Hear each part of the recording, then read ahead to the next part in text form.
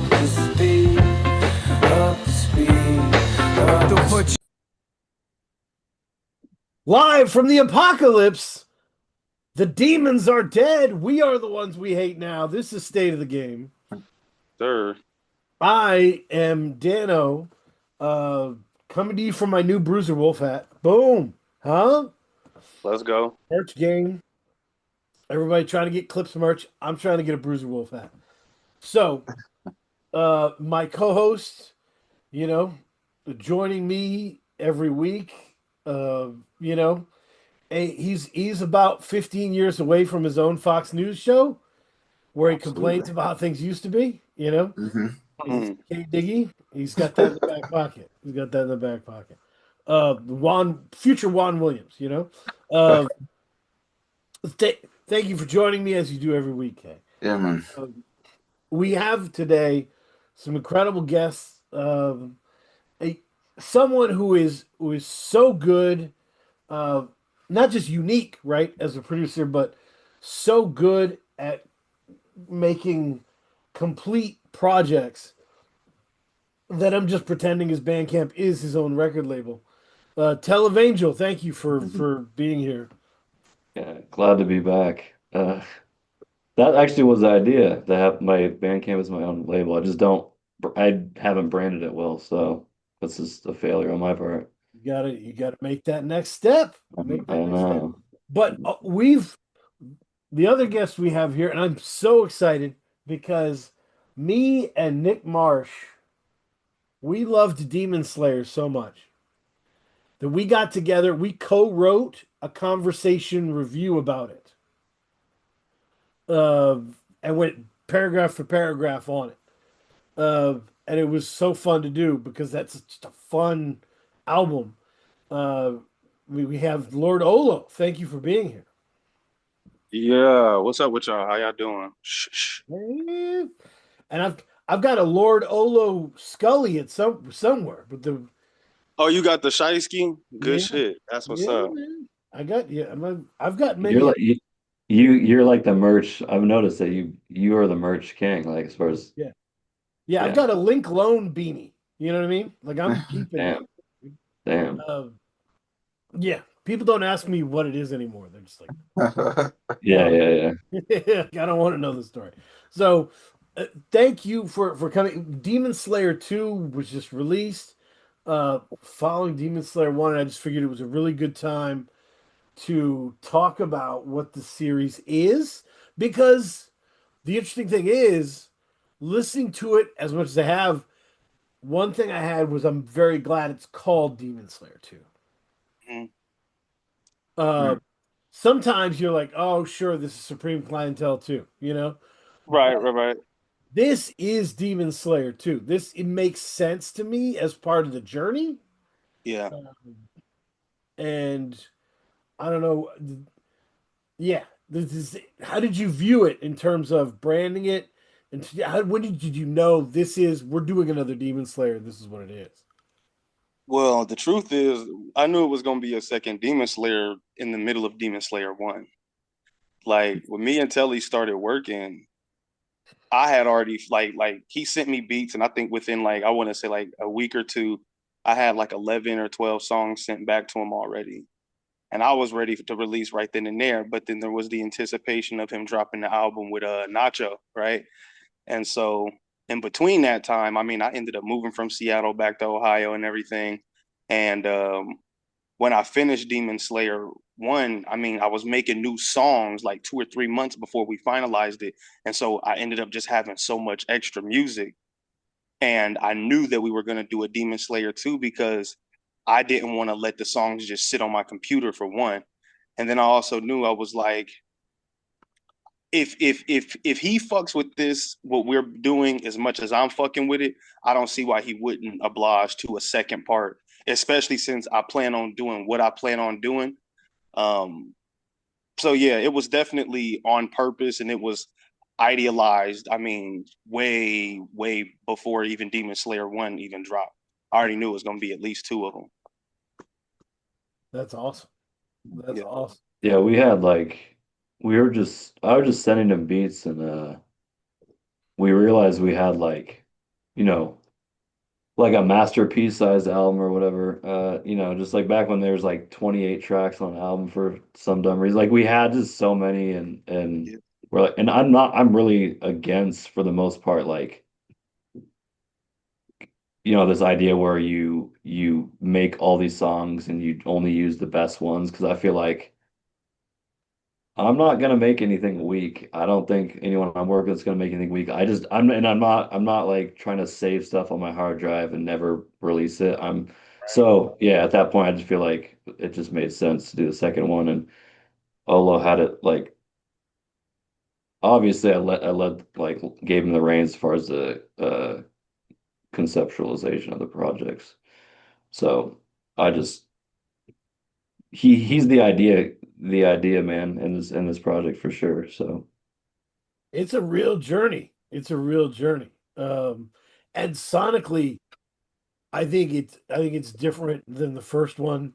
I've got like a comp in my head. I figured out a comp in my head. But Kay, how do you feel about the totality of the journey, one and two, Demon Slayer?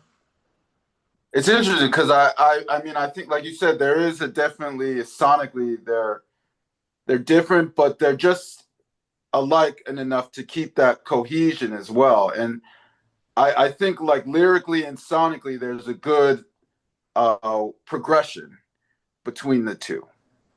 Mhm. Yeah.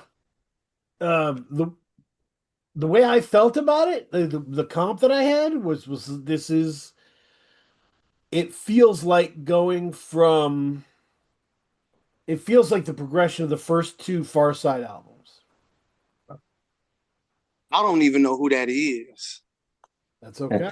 he's such a different we've talked about this before, like who we grew up on, like different Yeah. influences. Yeah. Yeah. Yeah, Yeah, it was you're good. Uh I know the name. Like I know the name. I just know that I've never actually sat down and listened to it. But I love that because constantly I get compared to people that I either don't listen to Mm. or have never heard of. And to me, it just like it shows that I'm either tapping into certain frequencies, either unknowingly or I'm doing something that works and I'm not doing it from a place of like trying to make it work. I'm doing what works for me. And it yeah. just so happens to work for other people. Like, so that's dope. Like that you even mentioned them. Like That's I a said, I great know way the to name, put but it. I don't know the work from them. You said what, bro? I said that's a great way to put it. Yeah. Yeah. The I mean Far Side were way ahead of their time, right? Like in terms of making music in the 90s. They they were singing, they were talking about, romantic relationships, they were being thoughtful, they were being silly, they were very dexterous, right? They were Yeah. outside of all that, like, but genre bucketing of gangster rap, native tongues. They were beyond all that, right? So, Right. and their first album, Bizarre Ride to the Far Side, is joyful and loose, but it's bangers. Like it's full of big songs. Uh, Mm. and Lab Cabin California is a little bit more in the mid tempo range with like the Dilla beat drop and like it's it's a little bit it has an awkward swing but it still swings, in that mid That's tempo. how, yeah, that's soul.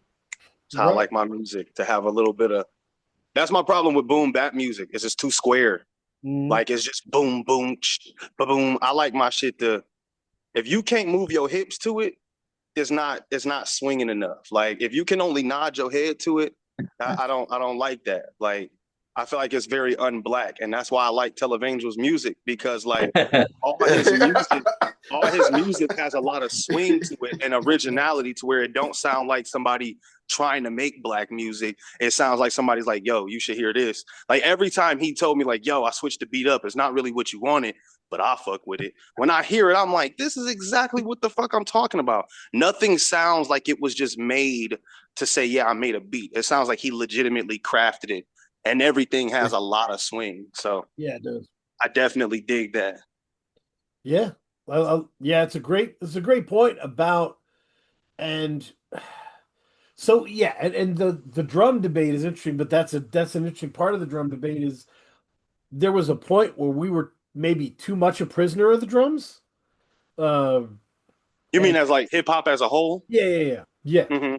And that we had to poke our head out of that, and the drumless thing was kind of a rebellion against that.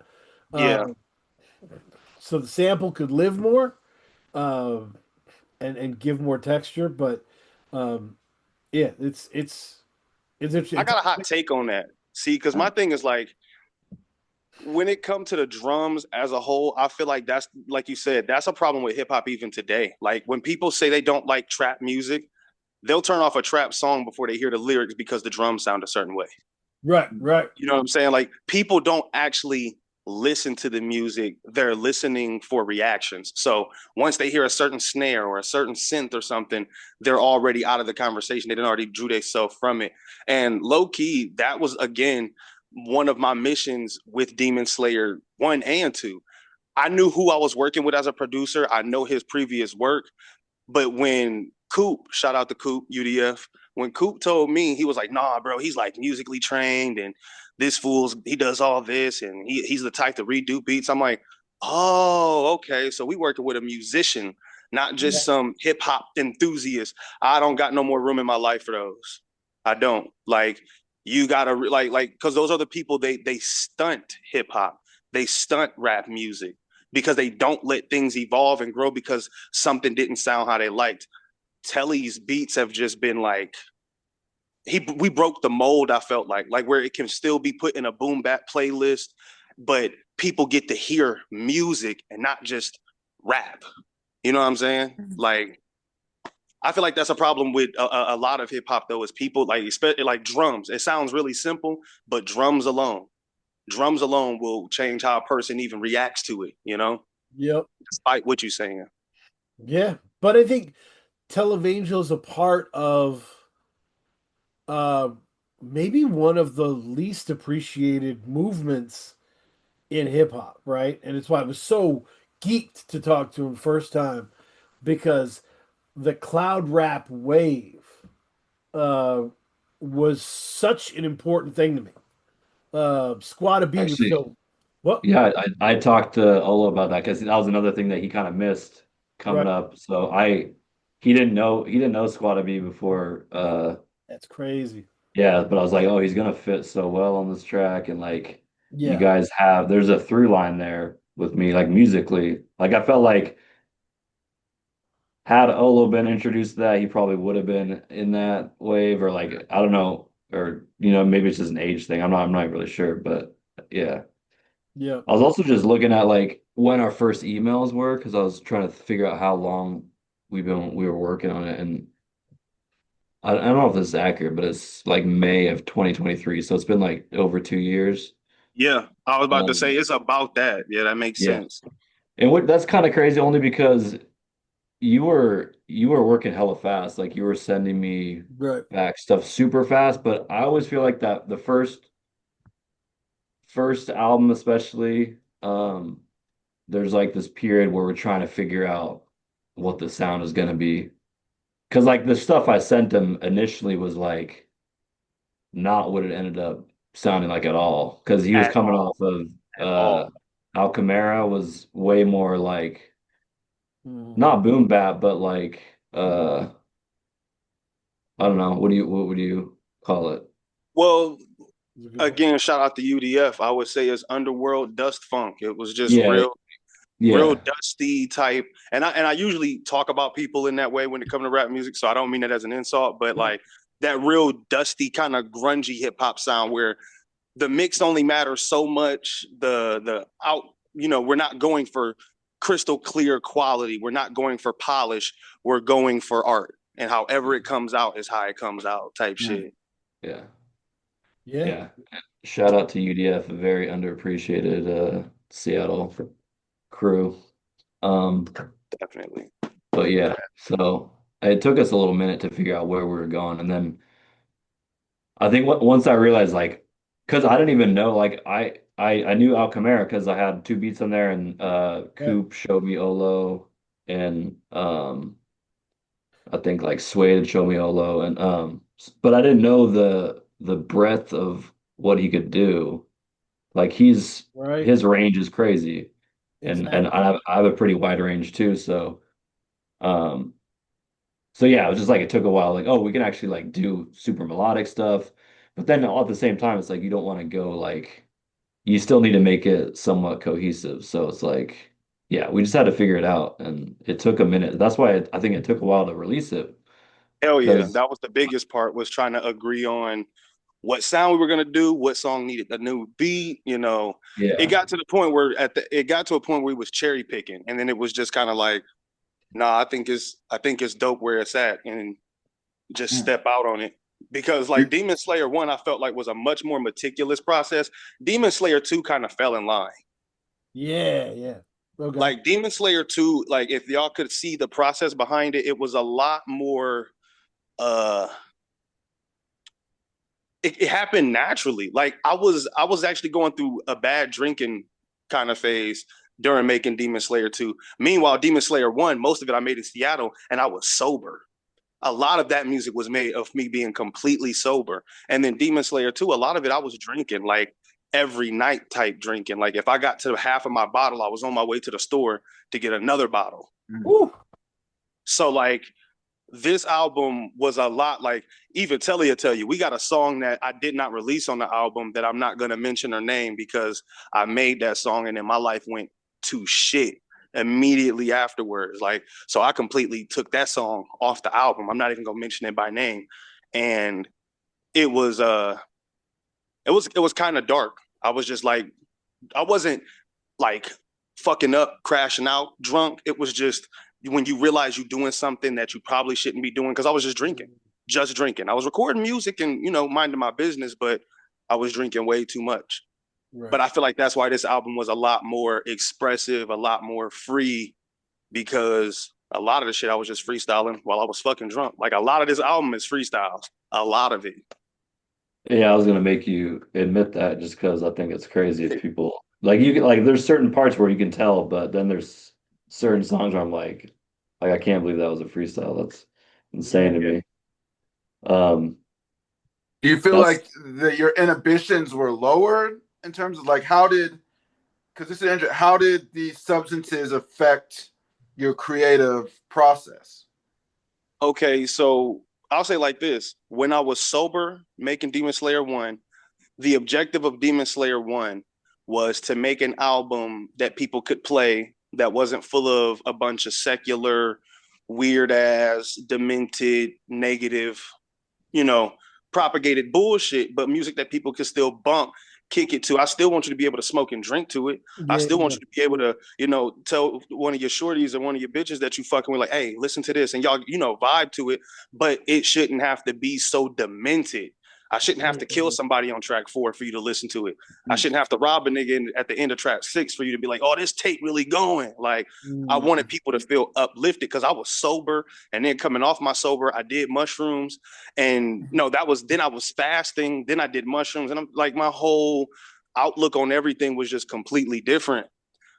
And then getting to the Demon Slayer 2, being drunk just allowed me, especially freestyling, it just gave me so much more room. I wasn't worried about how good I was, if I made a simile that was hard. I wasn't trying to be Lil Wayne. I wasn't trying to, Mm.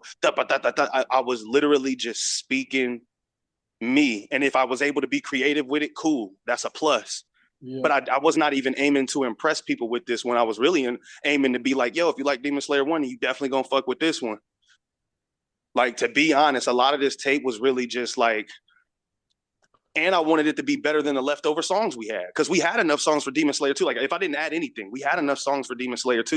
Yeah. But as I was listening to it, I'm like, nah, this ain't gonna cut it, because I can't see myself in the car bumping this shit. I can't see myself at a cookout listening to this shit.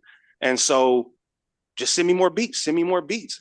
And me being drunk, fun fact, a lot of Demon Slayer 2 was also recorded on a cheap ass USB mic that my baby mom bought me a bunch of years back.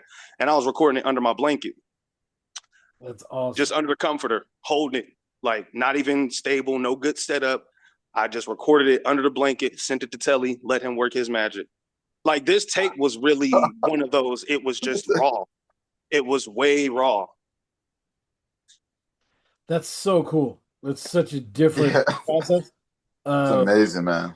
yeah, yeah, But yeah, like I can say like me drinking for this album, and mind you, I was drinking like the whole creation of it for the most part. Like it helped me go to a place that I don't usually go to because to me, lack of I hope people I really don't give a fuck if people get offended. It makes me feel super fucking gay to be opening up to people for no reason. yeah. Especially when I feel like some people open up and exaggerate to get attention. And I don't like that because I know I'm dope without you having to relate to a sad story. I don't need your pity for me to be good. I don't need your pity for me to show how well I can execute an idea musically. But this album kind of just stripped all of that back and it just let me do it, you know? Yeah, I understand the where you go in terms of there's a lot of this is my personal tragedy album, you know, and Yes, type it's shit. I very don't, like the piano keys that play on that song, those songs, like you just know how they're gonna work. yep. And like I think I used to use this example of like back in the '90s. No matter how many people you killed, there was always a mama song. Yeah. And the Yeah. mama song was like from another universe, but it was always from the same universe of like what the Mm. beat's gonna be like. He's talking in his somber voice now. Like you just killed 20 people like last song, uh, and that kind of thing. It's jarring and it feels weird and not great, right? Um, and it's why, and I understood that about this album because when you're was Demon Puncher the lead single? I think Demon Puncher was the lead No, single. Protected was the lead single. Okay, yeah.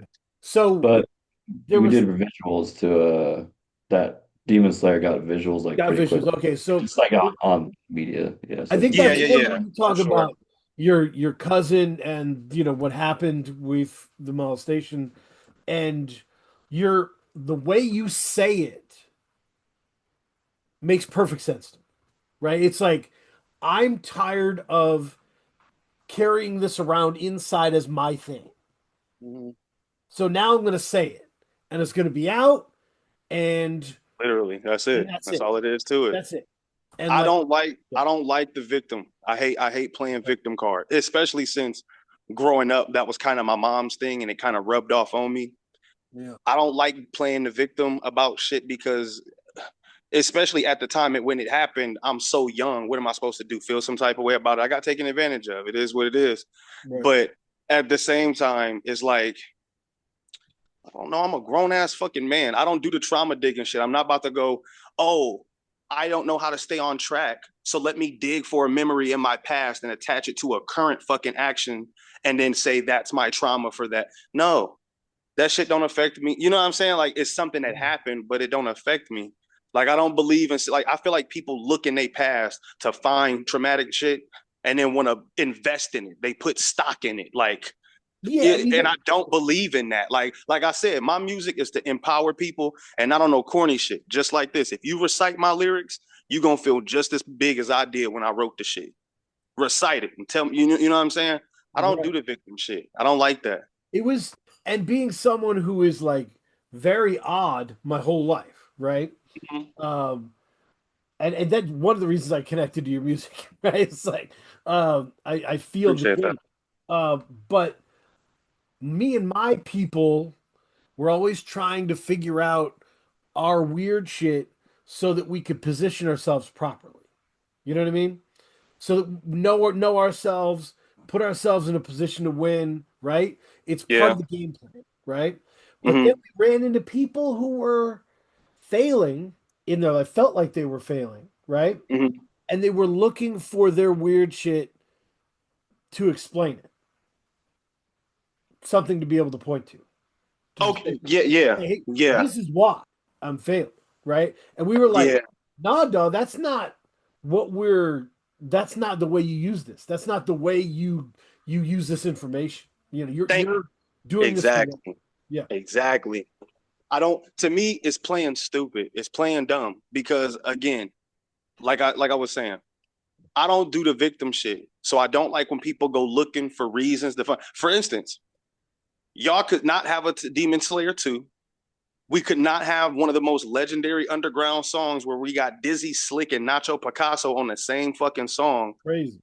If I decided not to rap under my mic because I'm just like under my blanket looking for, well, it's hot under here when I record, because it was fucking hot. I was sweating bullets doing that shit.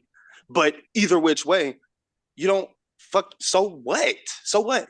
If you're not dying or at a lack of eating or you about to, you know what I'm saying? If it ain't dire, so the fuck what? Either find a solution or let it go. But what we not finna do is sit here and build a trauma off of it. That's what we're not about to do. Yeah. That's what we're not gonna do. And we're not gonna look for reasons as to why we're fucked up. You either gonna go work on yourself or admit you fucked up and let it go.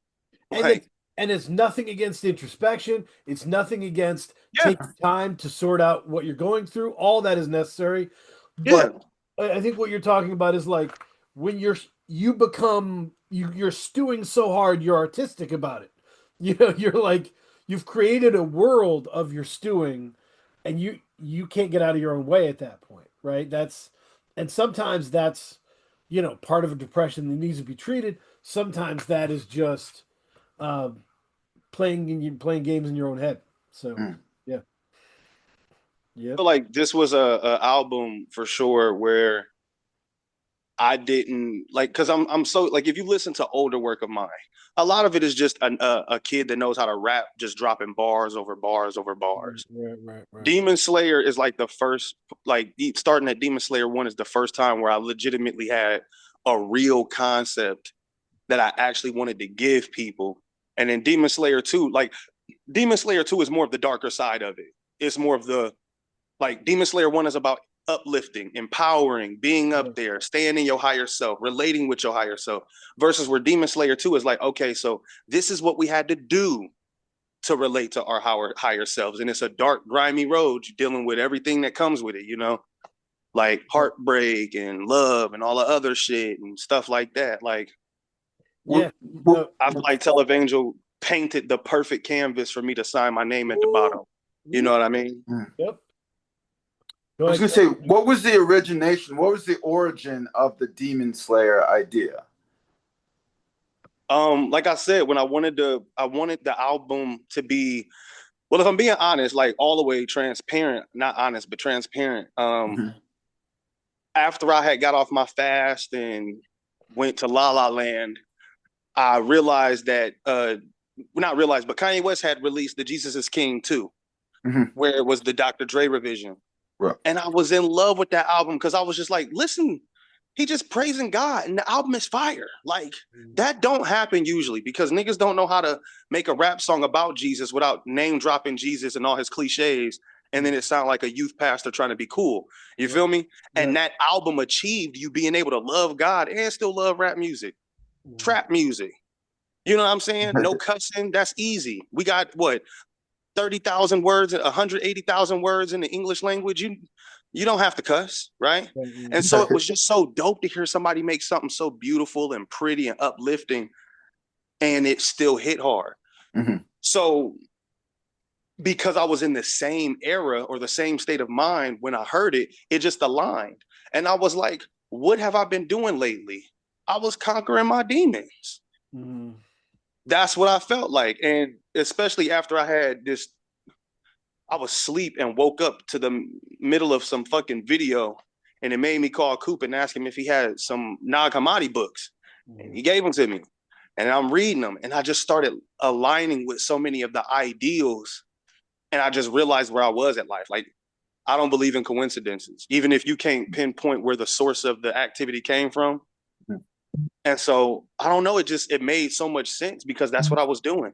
I was fasting, I was working out, I was sober, I was literally expelling all the stuff that I felt was slowing me down at that point, especially because when we was working on Al Camara, I was locked in. Like, I wanted to make one of the dopest, you know, boom bap projects that was happening at the moment. So yeah, it was just inspired by me wanting to give people an album that they can bump and love and enjoy without it having to be so secular, I guess is the best word.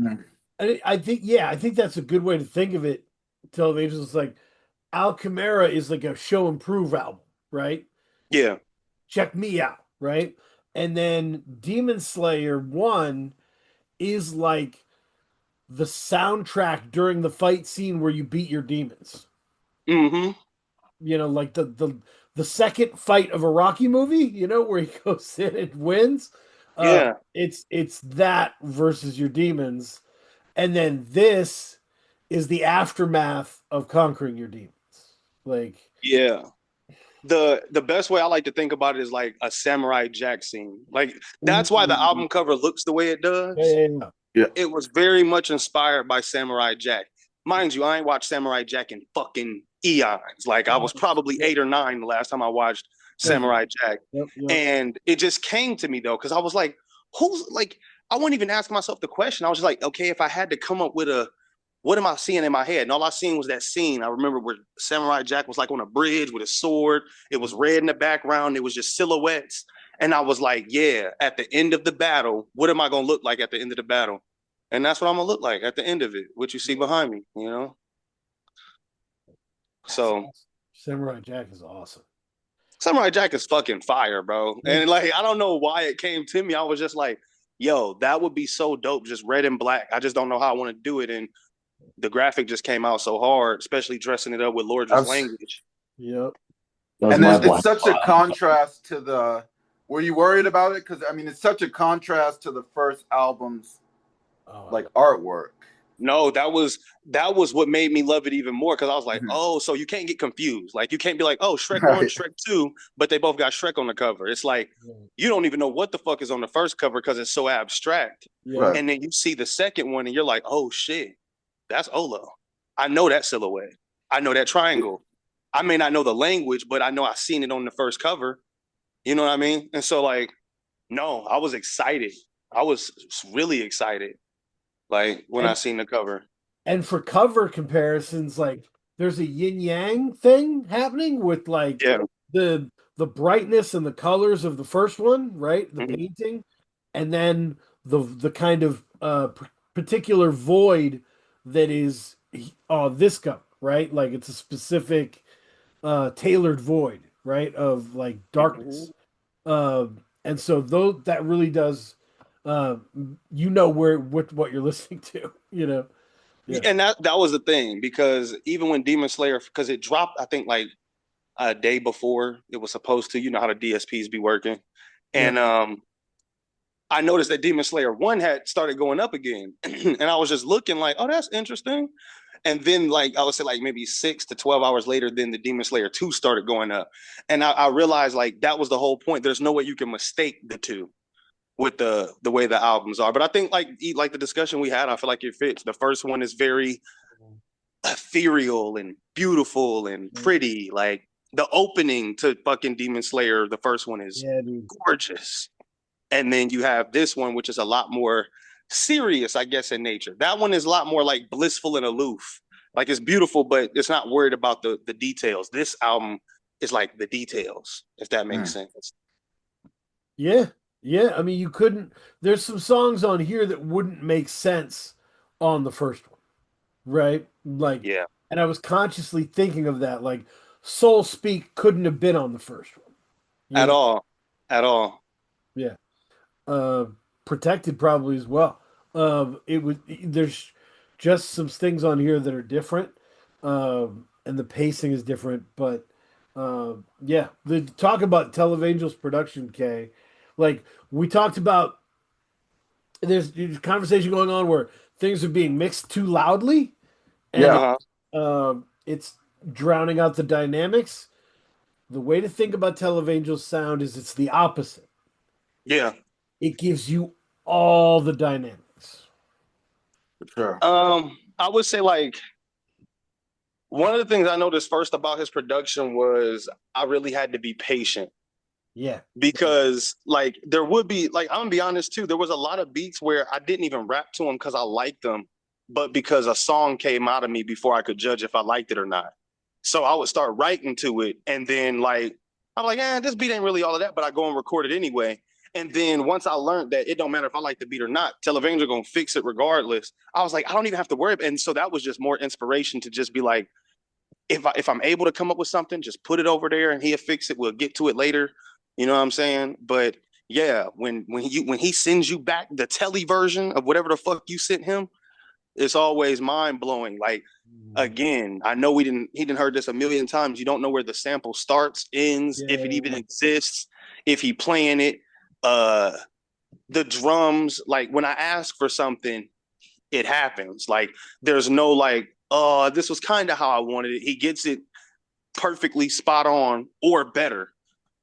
Like oh my god, if y'all heard the beat to the side, if you would have heard the beat to the side before, it's not the same song at all. Like completely. It almost sounds more like an ASAP Rocky song from like way back in the day type shit. That's gonna be on the new Nacho album. He actually ended up rapping on it. Oh, are y'all using that beat? See, that's what I'm talking about. Like, it sounded so like it didn't sound like me, to be honest. Like, it didn't sound like something I would have rapped on. But again, before I could say that I didn't like it and tell you, I know, I wonder if you remember this. I had already wrote to the song, and then I was like, I'm not really liking this beat. 2 or 3 days later, he sends me like, well, I made some other stuff to it. It's not really what you want. It's kind of like some jazz shit, but I think it goes hard. And then bam, sends me that, and I was like, that revitalized me. I was like, oh no, this album is finna go crazy. This album is finna go fucking nuts. When I heard that instrumental, like the revision to the side, that's when I knew it. It was up. Yeah, man. Yeah. There was a point where I threw up my hands and was like, Televangel gives him Indiana Jones is in danger music. And like Beat 'em is a great example. That's Indiana Jones is in danger. You know what I mean? That's fucking Beat 'em. The beat that I made that to, he said he didn't like that beat. I genuinely liked that beat, but that's the best part. Us disagreeing is always a good thing because the absolute greatest comes from it. Like, but he was like, I made this new beat to this, that, and the third. I'm like, okay, all right. And I hear it. And I'm just like, this shit sounds like it's from back in the day. And it sounded futuristic and old at the same time. Like it was knocking just hard enough for a old dusty head to be like, yeah, this is the truth, young blood, or whatever the fuck they be, trying to champion when it comes to the rap music. Like I think that beat is one of the standout beats of the album because it almost don't sound like it should be on that album, to be honest. amazing. I think it's cool. It's too cool in its own right. It's amazing. Now, I wanted to touch on something real quickly. When you say you Televangel, you trusted him to fix it, what does that term "fix" mean? Say that one more time. So you mentioned like you didn't worry, like you didn't overthink it, or you didn't really worry too much because Televangel would fix it. When you say "fix," what do you mean by that? Oh, I know exactly what he means. I know what he means. So this is the thing. My packs that I send out to rappers are not that good because I don't spend a lot of time on just making beats for no reason. The work that I put into comes after I start hearing vocals, and then that's how the good song comes about. Like sure, like I make beats and I'm like, I like this beat, but I know it's never gonna be half as good as what the final product is. Ooh. So it's like an iteration. It's an outline of an idea. Yeah, I'm always sending sketches, so yeah. Okay. So like I mean a lot of times I change up the whole beat entirely, but even so, like yeah, my packs are always just sketches. It's just to draw enough out of someone so that they can work to it, and then I come back and then we're like just bouncing ideas off each other. Wow. I mean, and Olo can answer that too, but that's what I felt. That's what I predicted. That's exactly what it is. That's exactly what it is. Like I'll sit there and because some of the beats, genuinely, when I'm sitting and writing to, I'm like, oh, fuck with this, And at first, because I've worked with people who will fix a beat, and usually they do something like just tweak the drums or, turn up a snare, shit like that. No, he ended up making a whole completely different beat, different samples, like everything be perfect. And so, like, yeah, man, like when I say fix it, it's not because it's broken. He just, people get a Porsche and I still pay that one Japanese dude, $60,000 to customize it out. You feel me? Like that's what it was like. It was like you can always do more to to luxury to make it your luxury, and I feel like that's what we did. Yeah. No, there's and the projects the Demon Slayer end of the Televangel universe feels totally different than anything. And I think there's always throughout rap history, a great producer will run into someone who they feel like is adaptable enough to become like their base point for their wildest stuff. I can throw my wildest stuff your way and you got it. You're good, right? Yeah. Um and you like it always felt like that with Olo, you know. Oh For yeah. does that make sense?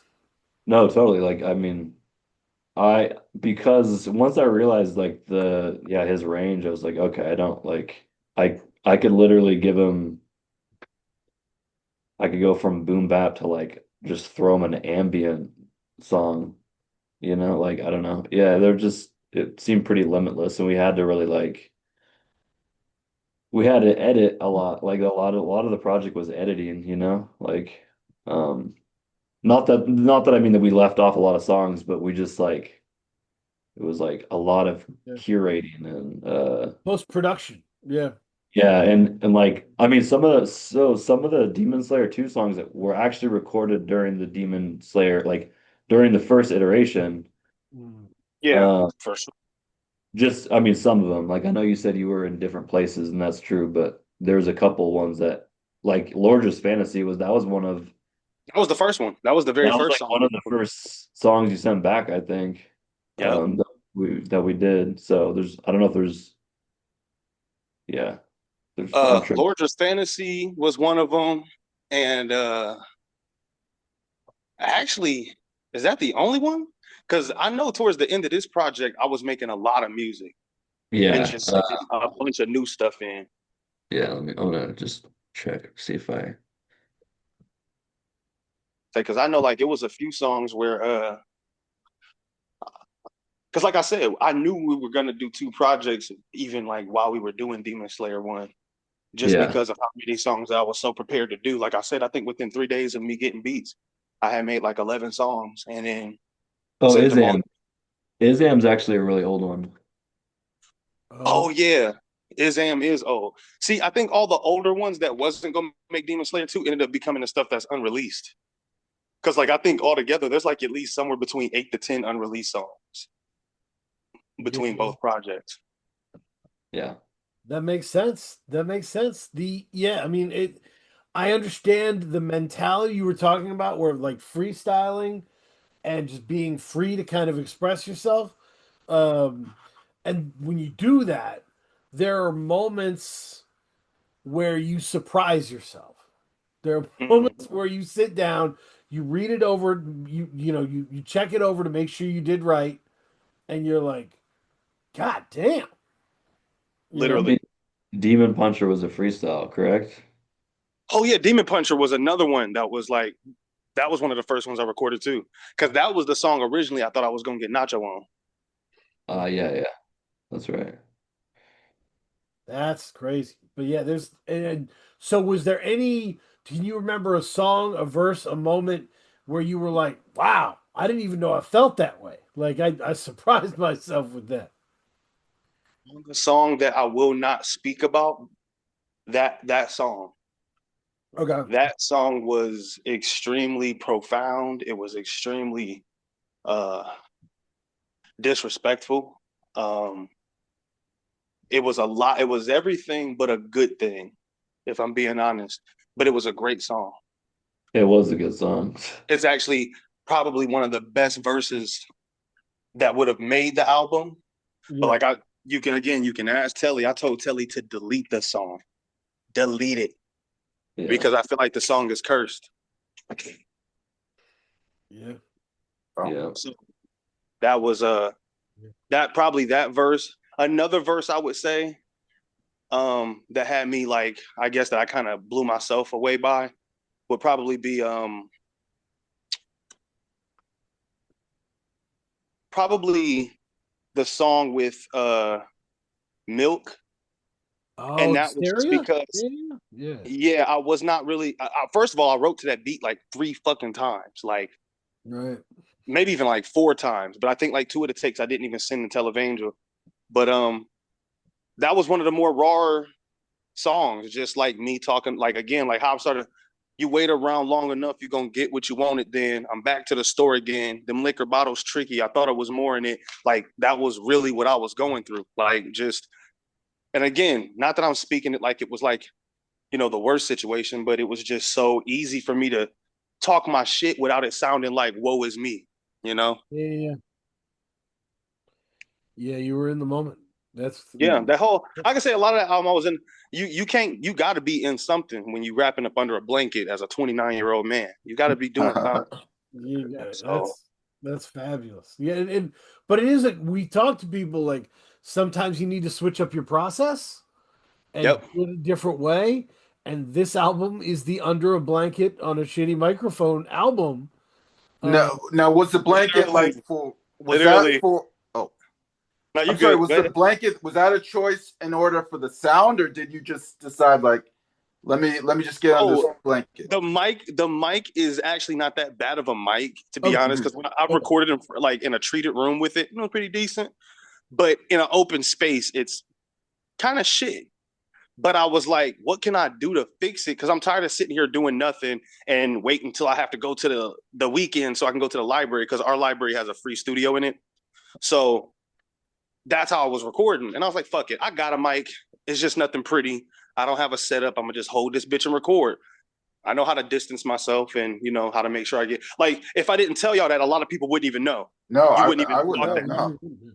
You see what I mean? So like that's when I was like, yeah, it's passing. Well, we can settle for passing because the rest of the work is that good. It's like if you found out the nigga that painted your picture was using like pig blood and fucking body fluids or whatever, but it was like Van Gogh level. You like, the shit is fire though. He nasty. He's a nasty nigga, but the shit is fire. So like, I'm just picturing people on their first Demon Slayer listen doing a slow head shake and being like, I can hear the blankie. oh yeah, of course they'll go back now and be like, this sounds like you recorded on the blank. No, the fuck it don't. I No, the can fuck it hear don't. the Like, blankie. But that's awesome. Do you even get it, Shoddy? Recorded under a blanket. yeah, Get It Shawty was recorded under a blanket. I don't know Yes, why that was that's so I under a love funny blanket to too. me. that song. Bro, and no, recorded under a blanket off of half a pint of Hennessy and me My God. sweating absolute fucking bullets. Wow. Absolute bullets. Like after every take, I'm like, holy shit. Like, I had to turn the heat off in my house Yeah, because that that's blanket. how hot I was getting in front of that bitch. Like, it was crazy. The process to Demon Slayer 2 though was beautiful because hold on, something happened that okay. But yeah, like that whole album, I could say like I said, most of it was me drunk up under a blanket and I don't know, just feeling myself, bro. I was so happy about Demon Slayer 1 because I'm just like, did y'all not hear Devil in the Back Seat? Y'all lucky I don't have the budget. Right. This is hit. This Yeah. is a fucking hit. Like that's the song I'm the most proud of out of this entire series is Devil in the Back Seat. Devil in the Backseat is my shit, dude. Like that, I really like. I remember just being like, this is one of my favorite songs of the year. Like, because it is about like you're never too far away from the shitties that's scaring you. Come But on. we're riding this fucking thing, Come on. Yeah. And it's on you. You got to keep driving. You Yep. can't be looking in the back seat while you're driving, trying to Right. smack people in the back seat while you're driving. You're trying to focus on the road. Just some little trivia. I remember you specifically telling me for that song, like you're like, I want the drums to like, or basically the whole beat. You're like, you wanted to sound like the Beatles, and like, Yes. you're Yes. like, I was and going you're to like, talk about that because I yeah, was like, I love the Beatles. I went through a stupid Beatles phase. Like, it's actually unrealistic how many Beatles songs I know for a person that didn't grow up listening to them. And going through my, playlist or whatever, and I heard one of these songs, and then I'm like, because I rapped to Strawberry Fields years ago, Wow. and I rapped to Day in the Life years ago. Oh, okay. So when I say I love the Beatles instrument, like those are some of my favorite producers too. As far as hip hop go, it's so psychedelically trippy. The Mhm. only reason why I don't sample the Beatles though is because like they're too popular, you know. So Yeah. it kind of sounds corny, but I did. I was telling Televangel like I want something like the Beatles, and the next day he was like, "Oh," or I think it was maybe even later that day. He was like, "I made something a couple days ago that kind of sounds like." He sent me. I didn't even listen to the song all the way through. Soon as it got to the, I immediately started. I got the devil in the backseat. I didn't listen to the song. I immediately the song wrote itself right in front of me, like right there in front of me, and I was like, chills, got chills. I think that's one of my best songs to date. I agree. Like Yeah. definitely hands down. Yeah. It's yeah, that's the muscle, right? Like and that's why like I don't know, when people sometimes people in the underground will make fun of pop music for not being deep enough, right? Yeah, But in reality, if you can make a song that moves everyone, that's powerful and that's important, right? And so you shouldn't absolutely. necessarily write that off to get more complex. Like you can get more complex, and if you want to just do that, that's cool. Mm-hmm. But a song that just moves everybody, that's undeniable. Like I play Devil in the Backseat in the car all the time. That's the best time to Kids, play it. other relatives, whatever. Like fucking, it's all gonna be fun. Um, because Hell yeah. I should jam. Um, so yeah, Televangel, give me some of your high points of the series in terms of, wow, I can't believe that turned into that. I can't believe we did that. I'm even interested to hear this. I haven't heard you talk too much about it at all. Yeah. Let's see. Because there's definitely some of the songs where I'm just looking at the track list right now. Yeah, so DS one, two. I'm looking at two, but I'll look at one. Maybe I'll look at one first. Um, yeah, how do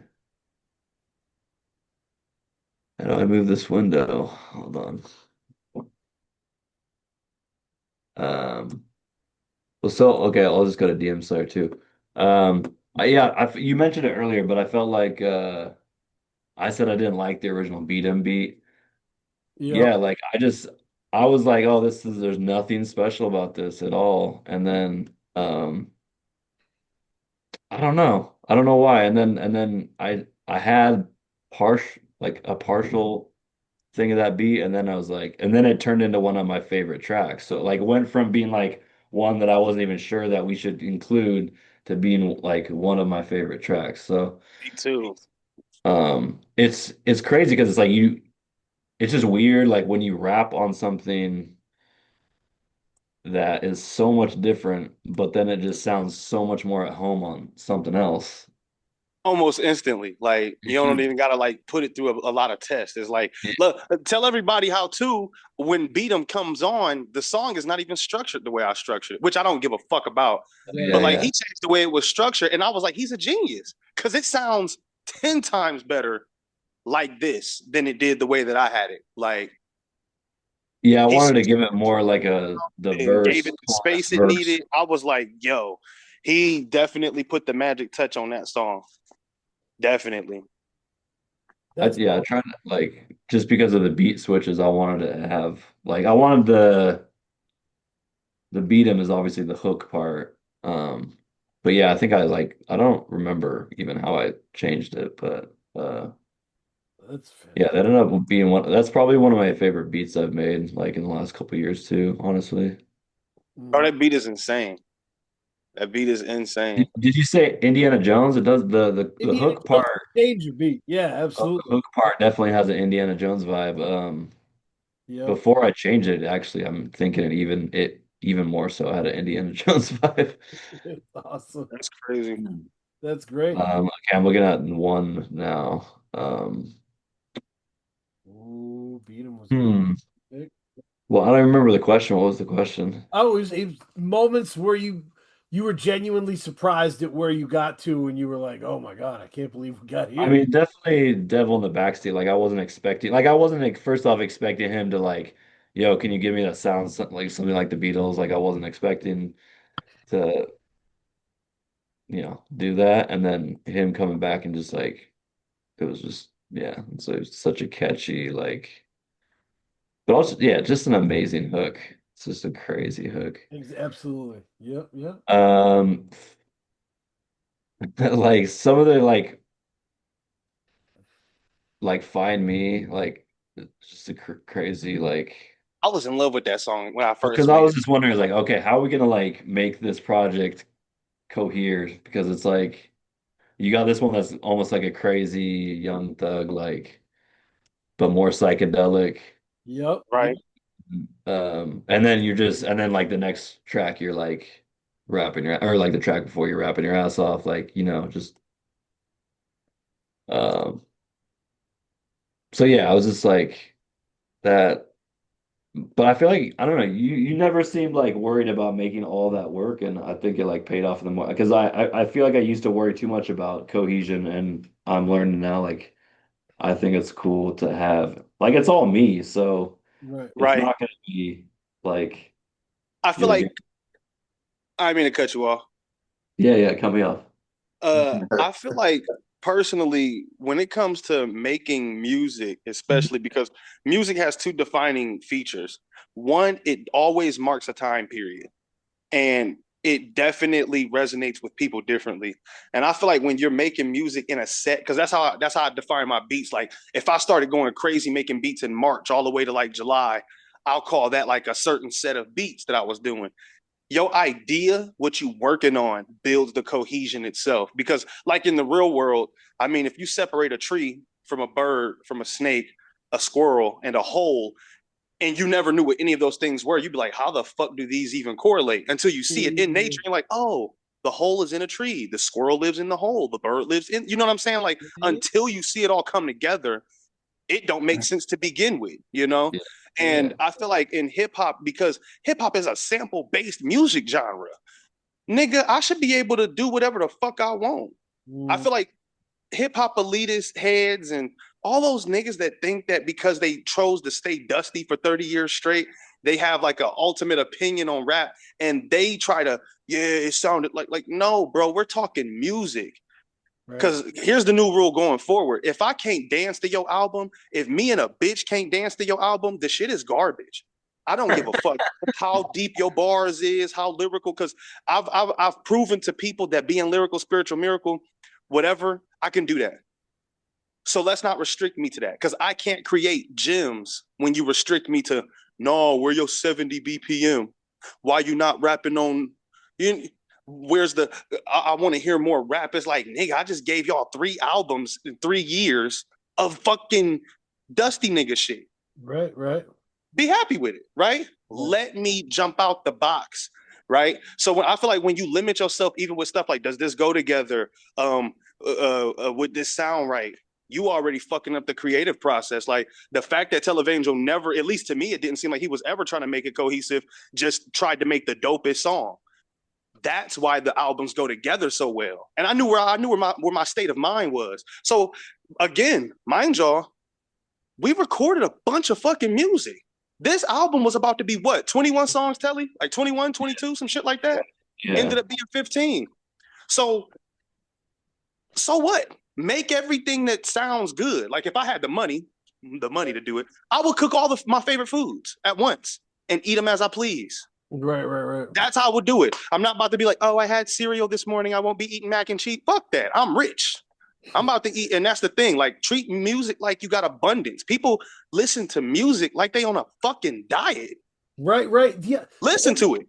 The other thing I'd want to add to that, I think that was a great rant.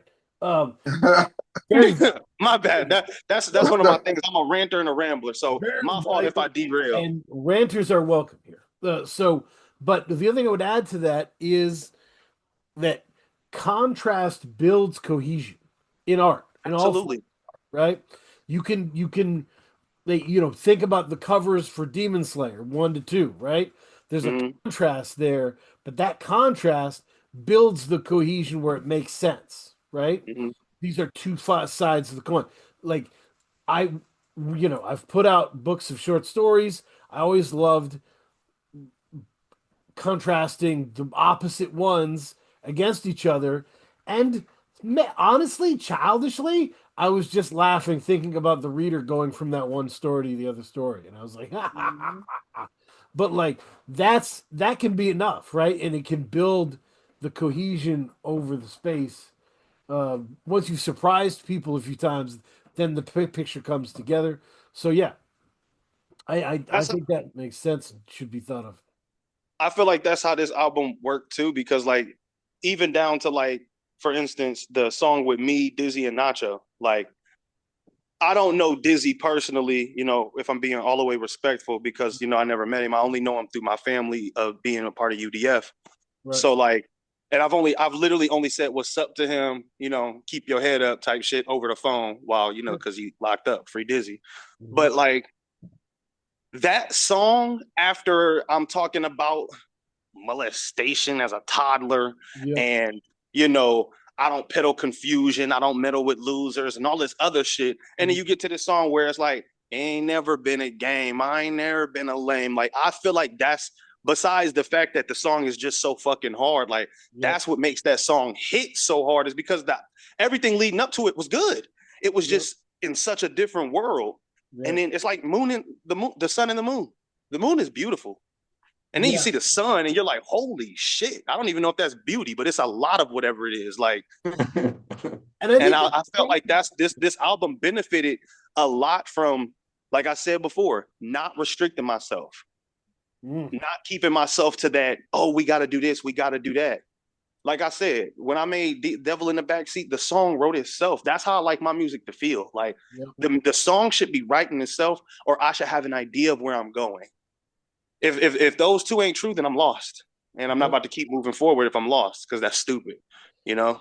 Yeah, I mean, I'm with you. I think that makes sense. It makes a lot of sense, and that you guys had like similar reactions moving from one to two that made it easier. Where I think on your side you were like, "Oh shit!" Whenever I just trust it, rap on the beat, it comes back three times as good, four times as good. I can just trust him to do what he needs to do. I've got a magician in my pocket. This is great, right? That word exactly. I'm going to push this even further. From Televangel's side, I think the process would be, oh shit. Sometimes I work with people and have to make sure that we're switching it up. I'm never going to have to do that here. No Never guardrails. gonna have to. I come with no guardrails. We're You always can going to talk. be doing new things, and Yep. so I'm just going to get so much raw stuff that I can mold. This is fantastic. I got options all over the place. Yeah, Um, Well, I feel like the best part about us working together is I adopted this law when I started working with Coop. I mm, used to be very hands on. You can even ask Telly. I think it's funny. When we first started working together, first of all, let me apologize to you, Televangel, because I had no business just giving you fucking demands on what the fuck we was gonna make. When I never met you, don't know you from a can of paint, I'm just like, this is what we doing. It's gonna be like this. I want the album to sound like that. It's gonna do this. And he said, okay, still was sending me stuff. And then Coop was like, I talked to Televangel, bro. Yeah, man, I think you should just like shut up and let him make the beats. And you just like, I'm so used to like, being in control of my work. mm, Al Camara, I adopted the law. It's what you say. I'm just painting. And I'm yeah, gonna paint whatever the fuck I want. So whatever you say after that, that's what we'll go with. And that's how I worked with Telly. If he said he didn't like something or he wanted to add a new, go ahead. You want to see how to go ahead. Do whatever you want to do. nope. Pause here. froze. You good? You can We start. back on. Yep. Yeah. Let's roll. But yeah, I feel like that was one of the, I don't know.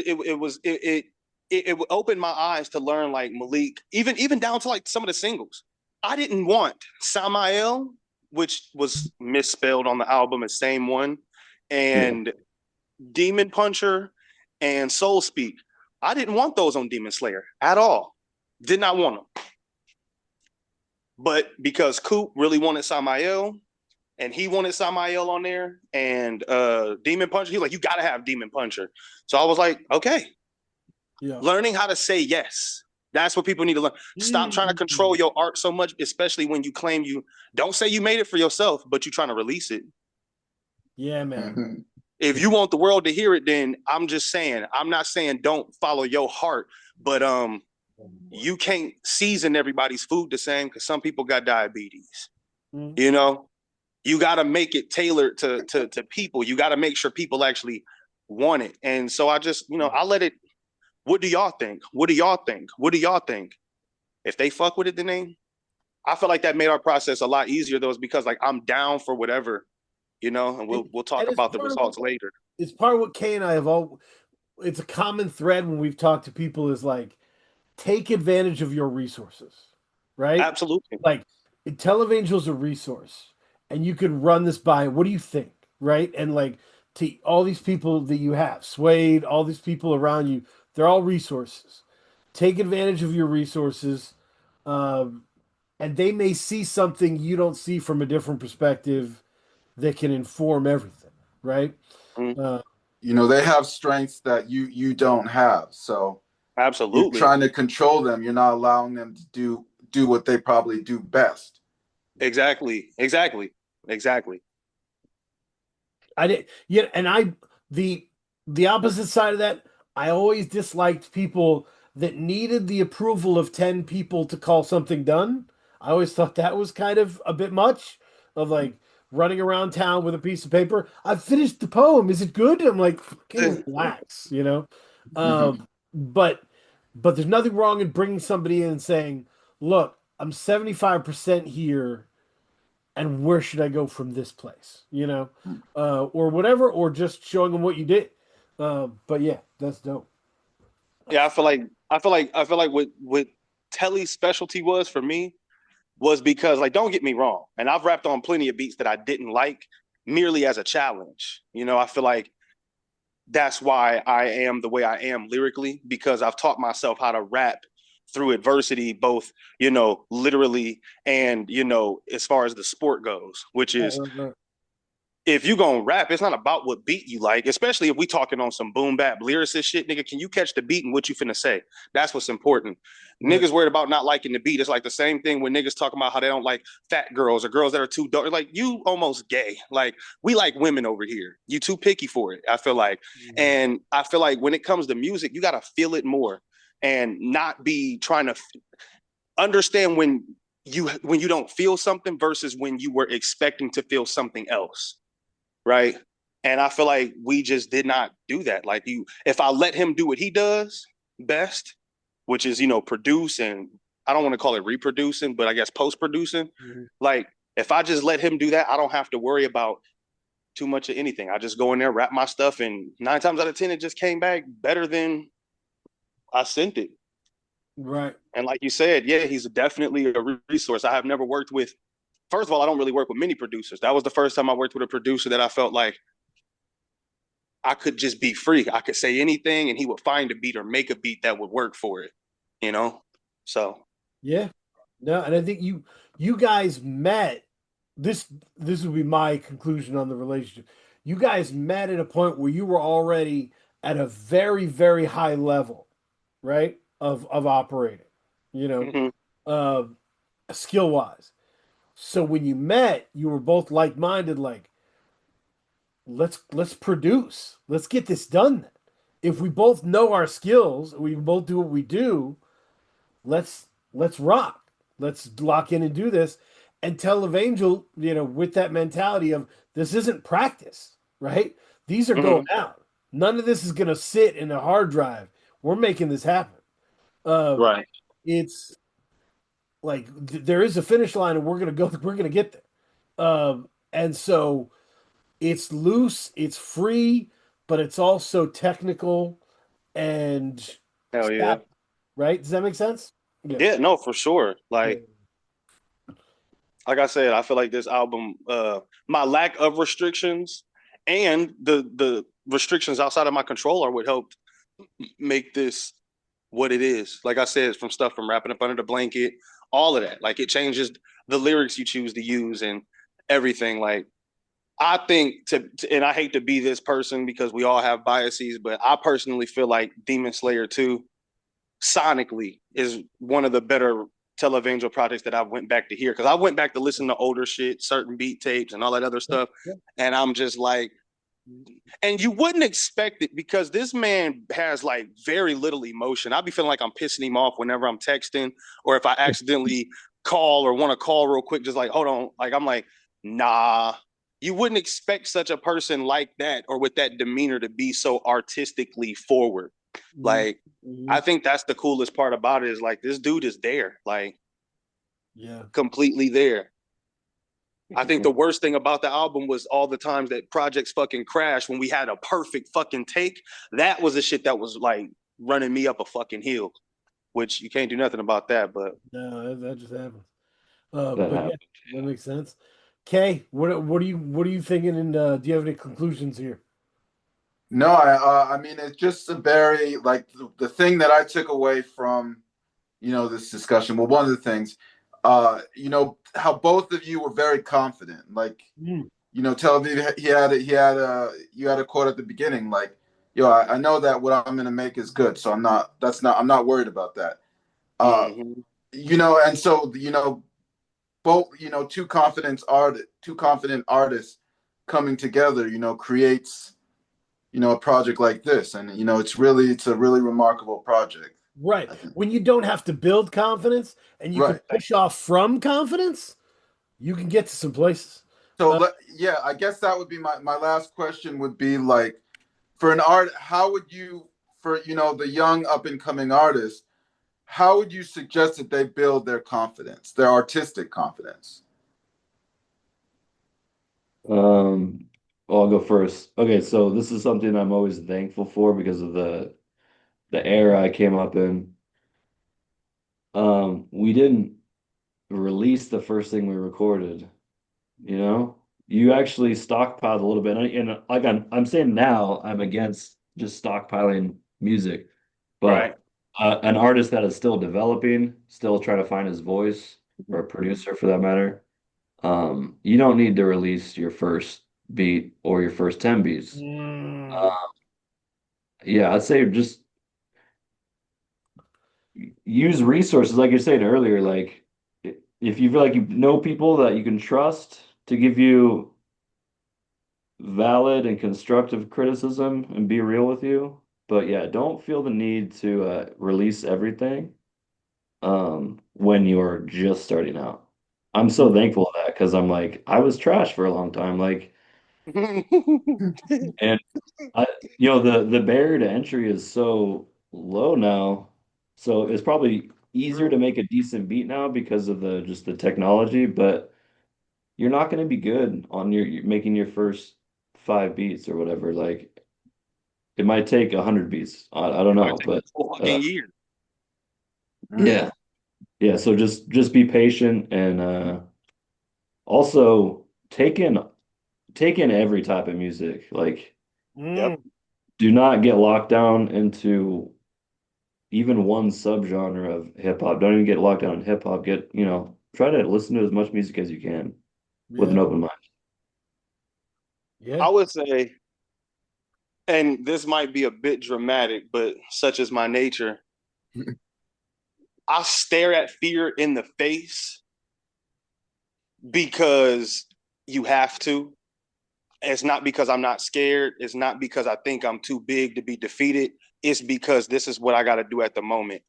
Artists, be afraid, but don't be a bitch.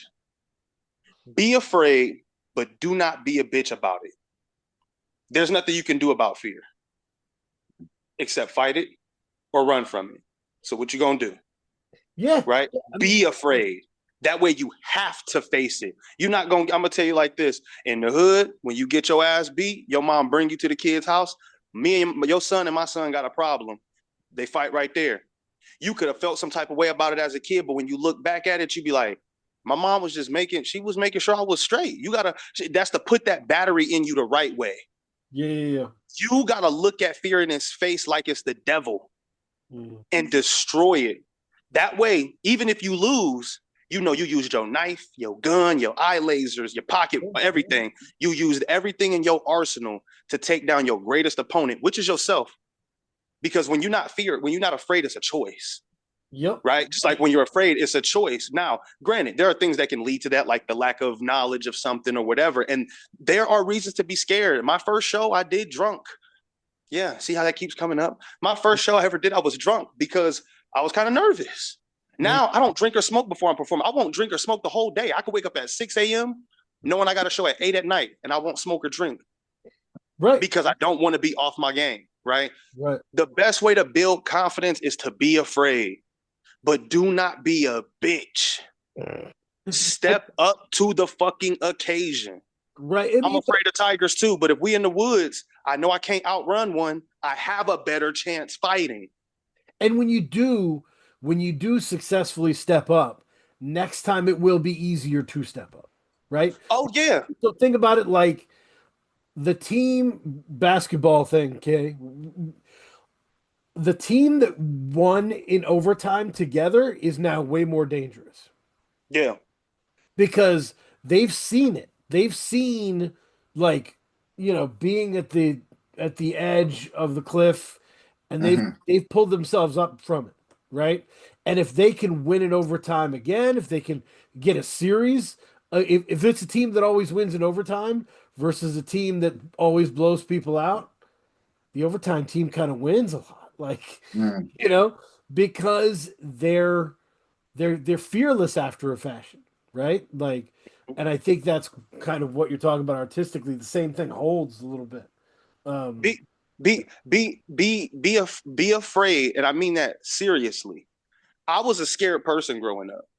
No, when I tell people that, they're like, "Oh, I would have never thought you was always so this and so social," and because I was afraid. I don't know what to do when I'm in a corner except for fight. Right. As docile as I may be or as peaceful as I may come off, I'm going to fight if it's in front of me. And so that's what I do with so if I really wanted to and I tell this to people that's always coming up, as far as as a musician or whatever type of art they into, be free, be free, be extremely free in what you're doing. Don't limit yourself, but yeah, man, you're going to be scared. You have to stand up to it, though. You have to, because if you don't, you end up playing the safe card and then you end up getting nowhere and you're going to wonder why. What happened is because you were scared. Fortune favors the bold. I'm sorry. Even God don't like bitches. You allowed to be scared. You allowed to be weak. You allowed to be helpless. You allowed to be lost. God don't like bitches. That's not how he made you. And when you punked out of a situation, you can feel the aftertaste. You feel you. You don't go to sleep. It haunts you. It haunts you. It becomes a ghost. If you walk away from your fear, then it just becomes a ghost. Now you're afraid and you're reminded of your fear. That's not good. Well, but I would say if you feel that aftertaste, hold on to it and say, this won't happen to me again, right? Mm-hmm. It's a good thing to keep as a base point of I'd rather pay the price of facing this than I would the aftermath of knowing that I didn't, right? Yeah, for sure. So, yeah, but it's all valuable. I appreciate you guys coming on. Recommendation corner. We're going to talk about what we listen to here. I have a short Slick Rick rant, right? Because as an old head, Slick Rick, I said this. We had an Avatar episode where we kind of talked about hip hop skills as the Avatar regions, right? Okay. Water. It was great. It was a fun episode. And I said, of the 80s, Slick Rick is the Avatar. Because he was singing, he was doing crazy voices, he was barring out. He was very versatile, yeah. He was able to slip into all the kingdoms, right? Vivid imagery, crime stories, personal stuff, all that stuff. So I definitely agree with that. He came out with a new album, and the heads were splintered, right? One of the things I hate about the discourse is the extreme nature of the reactions, right? I am naturally kind of figuring out where things are, but usually they're not on the extreme ends, right? And so there were some heads that were like, this album's amazing. This album's perfect. I'm like, it's not perfect. It's really not. It's executive produced by Idris Elba It The has fuck? some odd, stuff on it. It's kind of short in places it shouldn't be short. But it's a B minus album, and the last Slick Rick album was 1999 when I graduated high school. That's a steep ledge to hop off of. So he went from no EP, no album to I've got a new album out and it was a B minus. That's pretty incredible. Yeah, Like that's pretty especially when incredible. there's no significant build up to said album.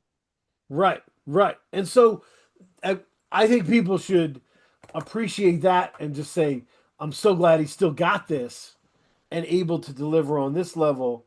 And maybe next time is even better. Like just Like I I said, listen. people listen to music like they own a diet. That's all I'm gonna say. That's the problem. I feel like. I like I that. listened to it yesterday. I liked it. Yeah, I like it too. Yeah, it's not like yeah, it's I think your criticism was totally valid. But pretty insane that he still sounds like nobody else. And it doesn't sound dated to me. Like Yep. if we didn't know there was a Slick Rick and someone came out sounding like him, we'd be like we would have the same reaction that we're giving Bruiser Wolf or whatever, you know what I mean? Right, right. So that's incredible that I mean he's that's like basically unheard of. I mean, I know LL Cool J just came out with an album. Sure. But I still think that Slick Rick is in it, like his music ages differently. It's like I Yeah. don't know. I He like had And the it. also voice his for it. voice still sounds like Yup. totally the same. Yeah, he's still got incredible inventive tones and switches. It's really dope. Um, the other one I would do is I've been listening to a lot of Bamboo recently, Televangel. Uh, Bamboo. I've been listening to a lot of Bamboo. Uh, and I listened to Pray for the Devil, which is Prey, Pray for the Devil. Uh, and it's fucking great.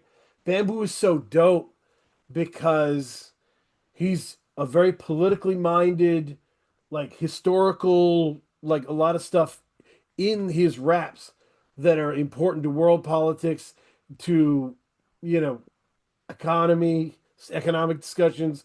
But he's also very loose, a rapper's rapper, funny, personal, picks great beats.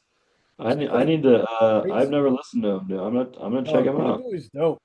Bamboo is so dope. And he has if you want to start with one, I would say start with the one from like last year. Uh, that was Did you see so someone dope. stealing food? No, you didn't. Yeah, yeah, yeah, yeah, yeah. Yep. I love that fucking album. Yeah. I- Yeah, very, very raw, very political, very West Coast.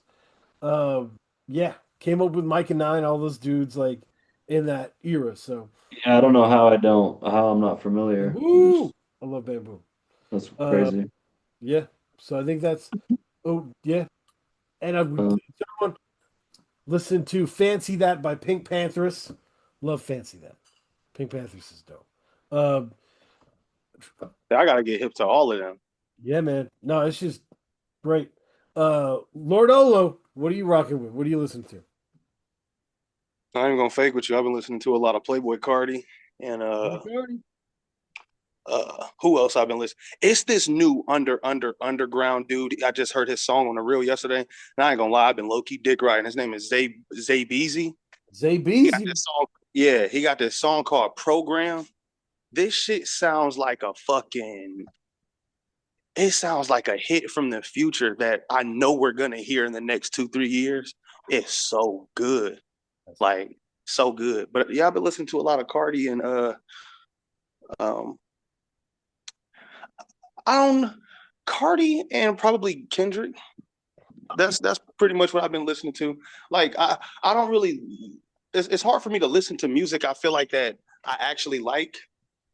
Like the older I get, I like listening to music that is kind of like different than what I'm actually doing. I feel like that shit gets too distracting after a while.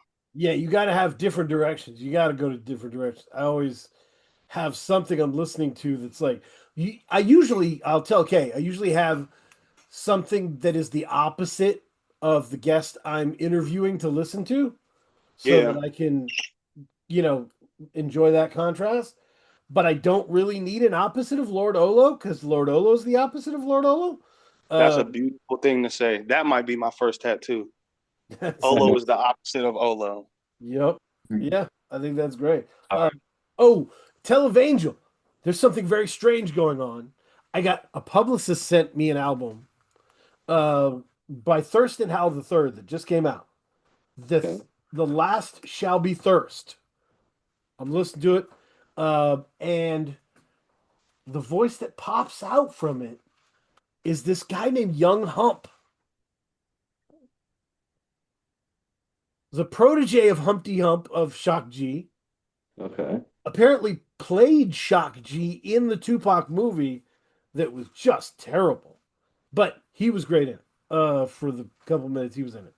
Uh, and he's like co-signed by Digital Underground. I think he does shows with Digital Underground, but Yeah.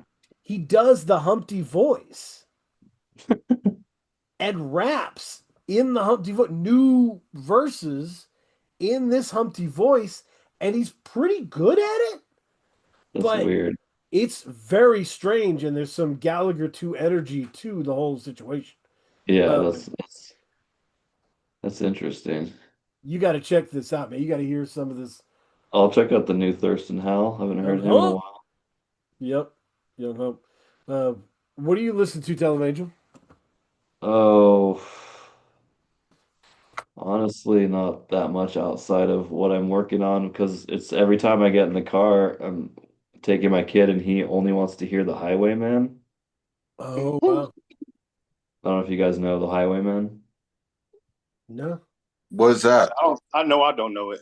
It's a country supergroup. Johnny Cash, Waylon Jennings, Willie Nelson, and Chris Christopherson. That's awesome. Your Yeah, kid is like dialed in. Nacho sent me the song. I knew about the group, but I just well, like I never really listened to him. But he sent me.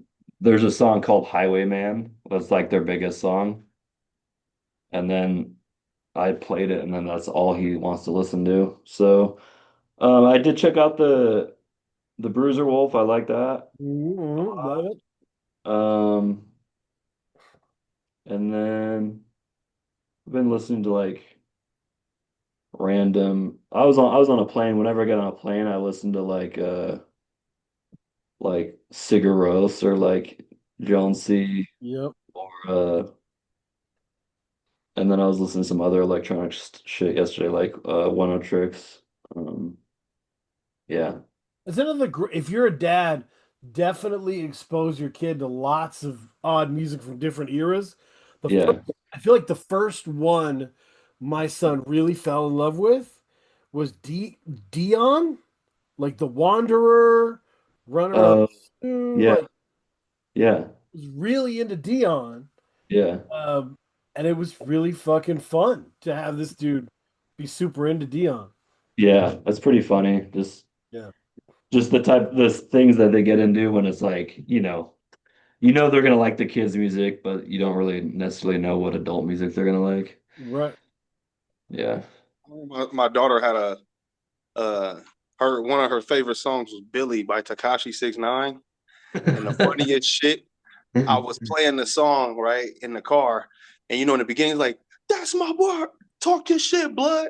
Mm. I hear her in the back, word for word. Mind you, she's like 4 or 5 at the time. She like this, fist all balled up, like, talk your shit, blood. I'm like, I didn't even know you was listening that damn hard. Mm. Shit was crazy. Yeah, I Yeah. used to I used to have that theory of like, yo, like there can be swears in it because kids aren't really picking apart verses like that. Right. Yeah. There, if there's a swear in the hook, you're in trouble, right? That shit's gonna come Yeah. back. They're gonna say that in front of grandma. That shit's gonna be tough. But Yeah. you got it. But if it's in the middle of the verse, whatever. But then I started like he started memorizing verses and shit. I was like, whoa, this is different, you know? Yeah, that's when you gotta watch, is when they start reciting it. Yep. Because my daughter, she's pretty good at it. Like she would censor herself, but when I look back and seen her word for word saying "talk your shit, blood," I'm like, man, I don't know why I'm playing 6ix9ine in front of a toddler anyway, but You start sitting with your choices like, ooh, yeah. No, I've been there. I've been there. I Um, gotta take off, y'all. Yeah. all right, I'm gonna say goodnight to my all boy. right. We're getting him to bed early. Joy, television. Thanks for having me. Yeah, it's always great, man. We It was appreciate fun it. to chat. Yeah. All right, good night, everyone. Kay, Good night. what do you got for recommendations? Oh man, nothing new this week, but I'm gonna check out a couple of those recommendations y'all were saying. Oh, absolutely, absolutely. It's been great. Oh, yeah, and check out to the Beatles conversation with Lord Olo. Check out Beatles covers. Hmm. you telling me to check out Oh Beatles no, I'm just covers? telling the people who are listening. Check out Beatles covers. Beatles covers are really interesting. Because I they, got one better. Across the Universe. yeah, Everybody needs to watch Across the Universe. When I seen that movie when I was like 9 years old, that was what made me. I didn't even know I was listening to the Beatles music. yeah. And then I heard a Beatles song and I'm like, wait a minute, I know. And then I started looking up, I'm like, wait a minute, all of the songs was. And then, 10 years later, I'm like, holy shit, I love the Beatles. I love Across the Universe. I Everybody, if you love the yeah, Beatles, watch that movie. yeah. And that song is just one of the best, one of the best written songs. It's really good. Yeah, love to everybody. It appreciate it. And all the people that the Beatles influenced or were influenced by the Beatles, right? Mm-hmm. There was one of the things people don't, I don't know, that's lost in the history. The Beatles used to do interviews in the '60s saying like Harry Nilsson's the greatest American songwriter right now, Mm-hmm. and they were like really studying him and really leveling, trying to like take the tricks and level up, uh, Right. they were cross influencing each other. So I listened to Nielsen Schmielsen over this trip I was taking, and I was like, man, this shit is fucking dope. It's perfect. So yeah, check that out. But thank you. We knew we would talk to you, Olo. We loved Alchemera. We loved all the stuff. So it was great to be able to sit and chop it up. I appreciate it. Thank you for having me, bro. Like I said, I'm a ranter and a rambler. My biggest weakness is that I love to talk. So these are not really good settings for me, but I Uh, appreciate y'all having me on so I could, just speak my mind a little bit. it's it's great to have somebody else ranting for a change. I Oh, oh, that's the thing I should tell people is Secret House Against, which is an incredible show, right? Uh, Mhm. Mega and Jet, they're in Tokyo, right?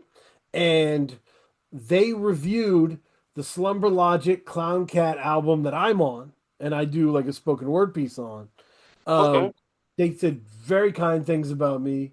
Um, and it was funny because I was watching it. My wife walked in the room. They were like, Dano, who's brilliant in this space. And I'm like, yeah. So the, and they played my part as the outro to the episode. It was so cool. It was That's just, tight. they're just awesome. And what they do is so different. You've never seen Secret House Against, you got to find the YouTube channel. They just play the music. They talk about it. They'll pull apart bars, but they're just kind of sitting with the music, mics in their hand, listening to it. Just living with it, man. It's unstructured, uh, but it's two brilliant people getting at it. So love to them, always. But yeah, thank you, everybody. I think y'all made my last 2 hours of work go by really fast. I appreciate Oh, y'all. Really appreciate that. You know what yeah. I'm saying? Grab that old merch. Yeah. So can I say one more thing before we get off here? Yeah, dude, go ahead. Yeah. All right. So before I go, I just want everybody, who's watching, I appreciate everybody for tuning in to Demon Slayer 1, Demon Slayer 2. Mhm. Those are legitimate pieces of my life that I, gave to the world. So I'm not asking for anything more than if you loved it, leave a like, comment anywhere you can related to the subject, whether it be on a Reddit post, a review, a video, a song, a IG, Twitter, whatever.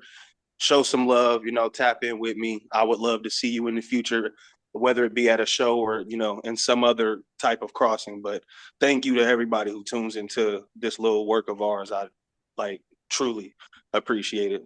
So thank you. Yeah. And thank y'all for having me again. I like Thanks for y'all. being on, man. Same thing for people who are checking this out, and are the greatest compliment I think for me is people who would listen to this, don't know who Lord Olo is, and now listen to Lord Olo. People who Yeah, trust man. me to do 2 hours with you and don't know you, but then fall in love with you. That's the mission here, right? Like, is to be able to bring new people to the table to, shift the market at all. You know what I mean? In the right direction. So, love to everybody out there. Appreciate you. What will tomorrow bring? What will tomorrow